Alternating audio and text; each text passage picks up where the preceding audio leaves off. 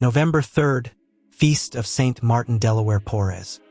Welcome to Daily Saints with Grace. Fast, faithful stories told with clarity and heart. Today we meet the Dominican with a broom who turned hallways into healing rooms and neighbors into family. Martin de Porres didn't rise by climbing. He rose by stooping. He swept floors, stitched wounds, fed strangers, and walked through Lima as if every barrier were a door. People whispered miracles. The poor simply called him friend. How did a lay brother change a city's pulse? And what do we do with the stories that sound too bright to be ordinary? Walk with me. We'll follow the broom, the clinic, and the quiet courage that still disarms pride.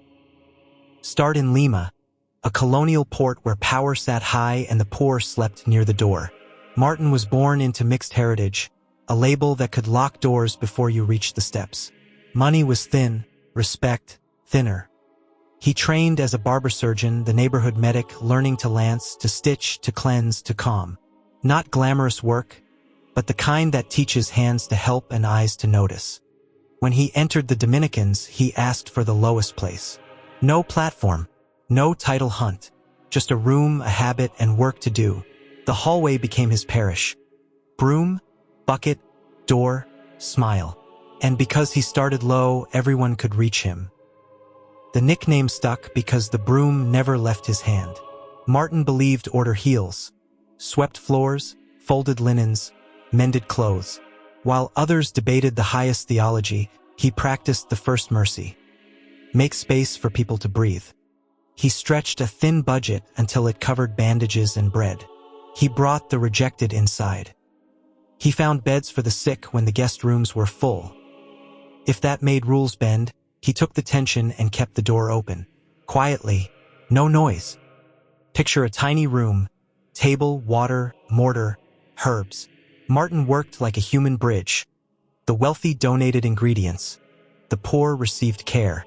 He cleaned wounds, lowered fevers, matched remedies to bodies, and added the one medicine every chart misses: time. People talk about miracles here, how jars did not empty, how courage returned to faces, how a body stood that shouldn't. We frame these as reports, as tradition cherished by the faithful.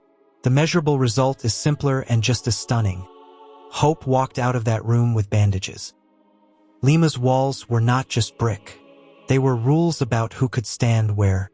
Martin crossed them as if the paint were wet and could still be moved. He sat the poor beside the rich at the same table. He spoke to officials in deference and to beggars in dignity.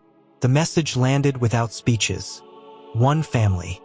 That's why he is called patron of racial harmony. Not because he wrote laws, but because he outlived them, doing relentless good until strangers recognized one another. He moved among saints, Rose of Lima, Juan Macias, and pastors who knew they needed help. Around him stories grew. Food multiplied, sick recovered, animals trusted him, doors opened at a knock no one heard. We hold these as devotional reports, loved by communities, told to praise God's mercy. Our task on camera is simple. Say what is said, name it as tradition, and keep the center on charity you can verify: hunger fed, wounds dressed, debts paid. Martin died November 3rd, 1639. Lima did not forget him. The poor remembered where to knock.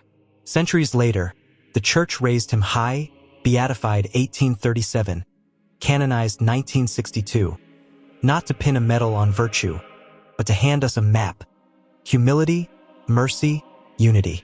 Titles can be argued. Fruit cannot. Martin leaves 3 orders, each short enough to fit on a broom handle. Start low, bridge gaps, keep serving. If a rule blocks mercy, ask better of the rule.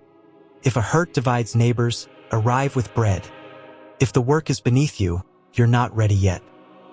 This is courage without volume. A holiness that smells like soap, broth, and clean sheets. The kind that cannot be faked because it must be repeated tomorrow. Saint Martin Delaware Porres. Teach us to love until walls forget how to stand.